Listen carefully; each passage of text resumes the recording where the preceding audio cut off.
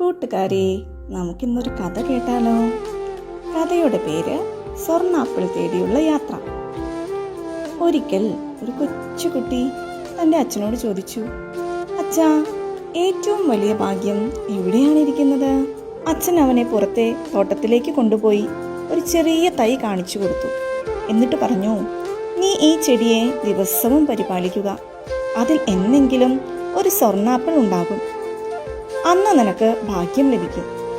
കുട്ടി ദിവസവും അതിന് വെള്ളമൊഴിച്ചു, വളമിട്ടു. മാസങ്ങൾ കഴിഞ്ഞു, വർഷങ്ങൾ കഴിഞ്ഞു. ചെടി വലിയൊരു മരമായി. അതിൽ ചുവന്നു തുടുത്ത ആപ്പിളുകളുണ്ടായി. പക്ഷേ അവൻ കാത്തിരുന്ന ആ സ്വർണ്ണാപ്പിൾ മാത്രം വന്നില്ല. അവൻ നിരാശയോടെ അച്ഛൻ്റെ അടുത്തെത്തി പറഞ്ഞു, അച്ഛാ, ഞാൻ ഇത്രയും കാലം കഷ്ടപ്പെട്ടിട്ടും ആ സ്വർണ്ണാപ്പിൾ മാത്രം ഉണ്ടായില്ല.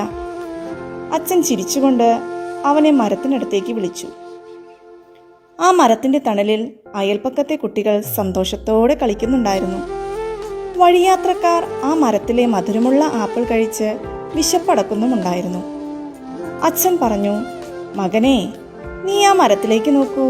നീ വിചാരിച്ച പോലെ സ്വർണത്തിൽ പൊതിഞ്ഞ ഒരു ആപ്പിൾ അവിടെ ഉണ്ടായില്ലായിരിക്കാം. പക്ഷേ നീ കാരണം ആ മരം വളർന്നു. അത് മറ്റുള്ളവർക്ക് തണലും ഭക്ഷണവും നൽകുന്നു. നിന്റെ കഠിനാധ്വാനം കൊണ്ട് ഒരുപാട് പേരുടെ മുഖത്ത് ചിരിയുണ്ടായി. ആ സന്തോഷമാണ് നിനക്ക് കിട്ടിയ സ്വർണ്ണ ആപ്പിൾ.